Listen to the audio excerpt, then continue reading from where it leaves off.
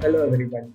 Welcome back to another episode of Thoughtful Leaders, an initiative under Thoughts on Education by collegedunia.com.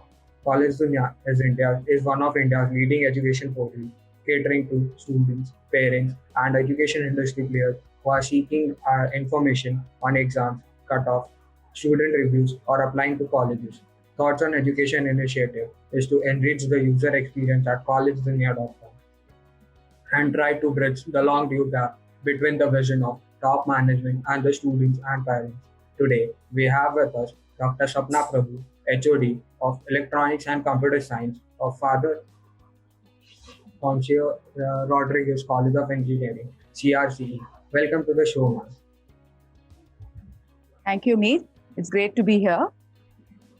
Yeah, ma'am. So, ma'am, beginning with the interview, my first question to you is, uh, you have held the key positions at education sector. So what are your roles and responsibility towards the students?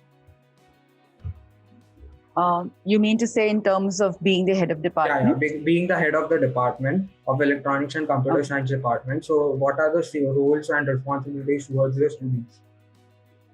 Okay, so primarily, if I think about my responsibilities, I think I like to categorize it as first and primary academic, because that is essentially why the department is all about, right? So I like to think that my major responsibility towards students is to ensure that they're having a very enriching teaching learning happening, Yeah. So curriculum delivery is happening well, lectures are happening properly, they're understanding what is happening. So my major responsibility definitely is to oversee, as head of department, oversee these things. Practicals is something, because we are engineers, and engineers without hands-on are not engineers, right? So ensuring that there is very good practical content happening is also essential to me. So that's probably one major responsibility, which I take very seriously. The second responsibility is to ensure that we are able to arrange additional things for students other than the curriculum, which helps them to hone their thinking, because now, as there's so much rapid changes happening, so keeping students in a separate place won't work. So try to arrange separate events, talks, seminars, workshops, so that it will complement their learning. That's the second probably major responsibility. And thirdly, I personally think that personality development for any student, whether engineering or otherwise, is crucial in today's days. So soft skills, etc. So I feel that we have a major responsibility to hone the soft skills of students, and I like to arrange various initiatives obviously with the help of my faculty. We try to do all this. So yeah, largely these are the things that I think that I would like to do that is what we do for students. Yeah, ma'am. Ma'am, moving on to our next question. How do you establish a healthy relationship with the students and the fellow faculty? So faculty is something I'd like to talk with you. I mean, I'm very blessed, because I have an excellent team, of faculty for the electronics and computer science department. In fact, we are an old department. So we have faculty which are there like from say 20, 25 years. And then we have slightly younger ones also. But we all share a great camaraderie. So we ensure that, but of course, so we'd like to keep the professional and the personal separate. So we do end up, I'd like to think that I get all the cooperation whenever required, anything put in at any point of time from my faculty. We have that kind of a relationship. We also spruce it up by doing a lot of small things here and there, so to keep everything, light. So we have a great team. So I don't really think about, it's not like I am telling them to do something. They will always come ahead and do it. There's no question about that. That's about the faculty. When it comes to students, I'm slightly old school of thought. So I am a little firm, actually, as head of department also. And but I would like to think that I'm approachable. And they know that. I think most of my students of the department know very well that anytime they need anything, they can walk into my cabin and I will definitely help them out. But at some times, as you know, we'll have to be firm, because some things can't be allowed, some things are allowed, and so on. But I like to think that I'm a good mix.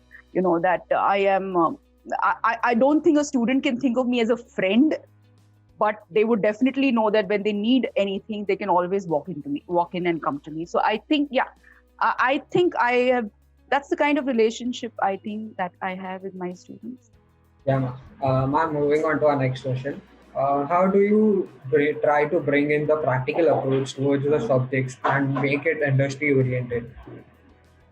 Yeah, now that's a big challenge in technology, you know very well, because with technology changing so rapidly, industry changing their practices so rapidly, you know, industry practices change, the tools they change, the platforms on which they work keep changing, right? Yeah. But our syllabus is not in sync.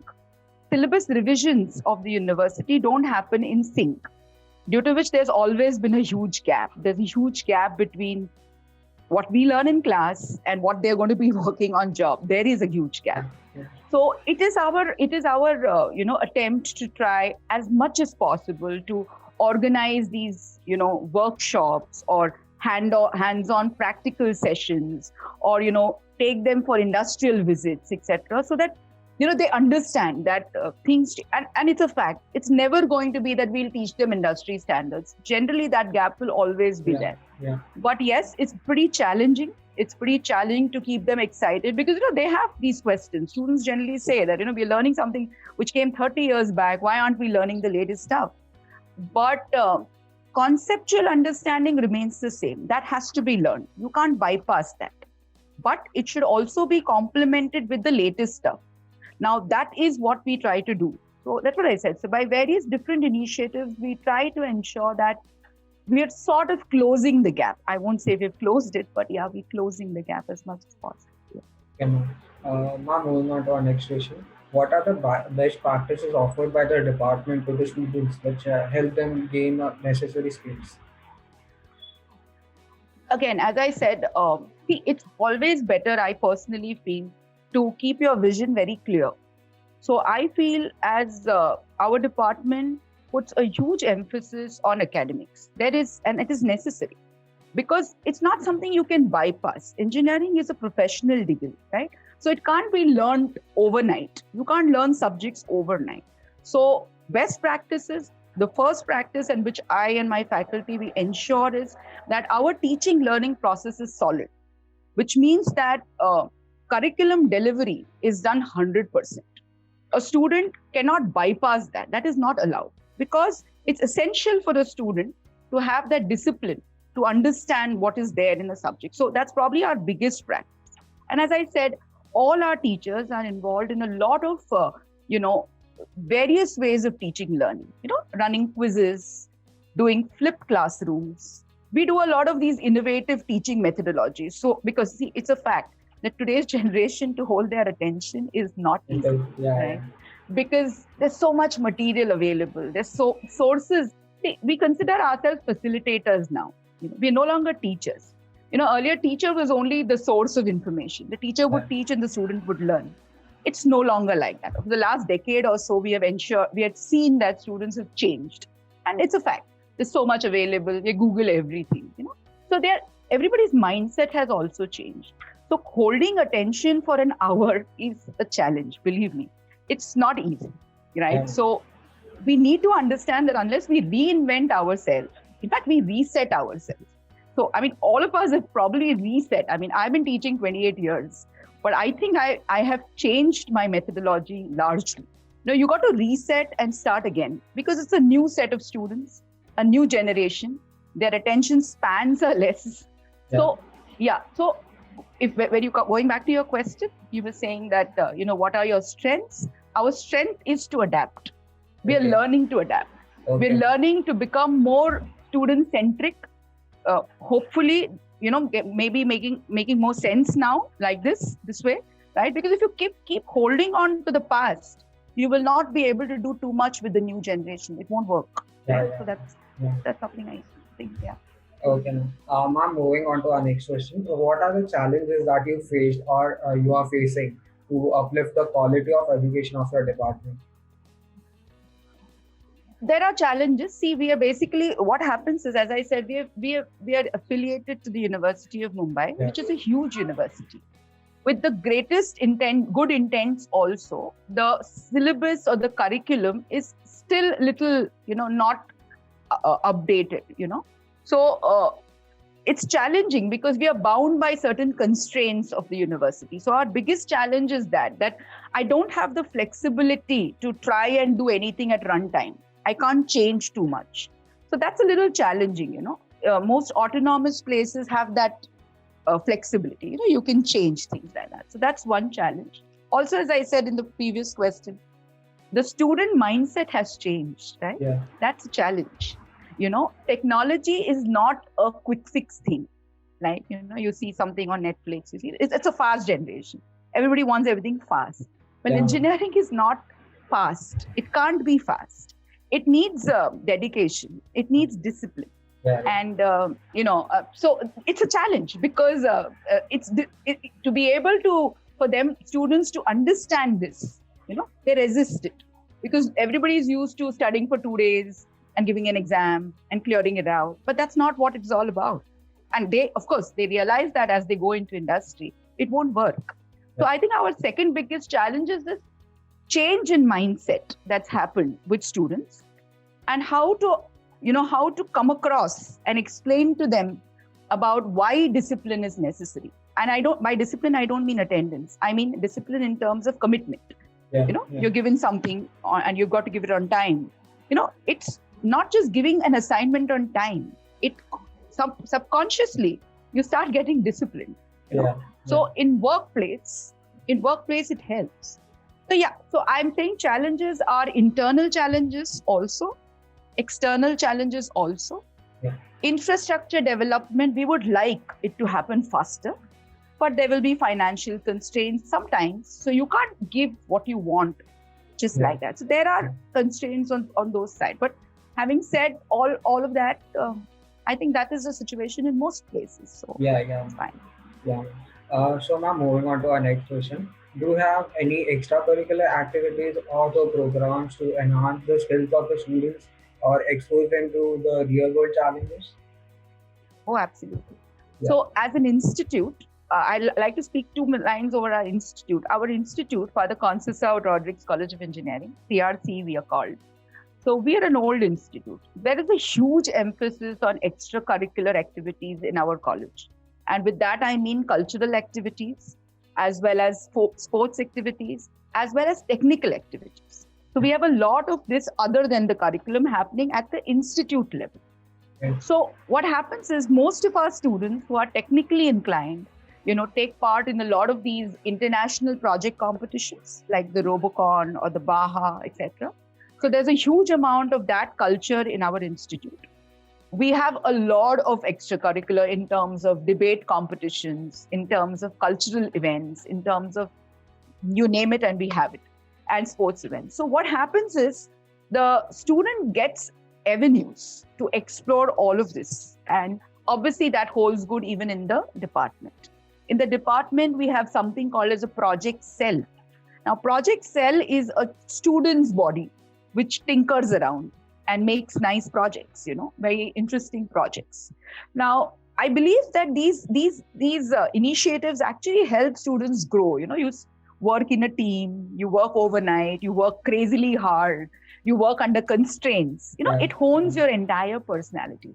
So to say that we have a lot of things happening at institute level and at department level also.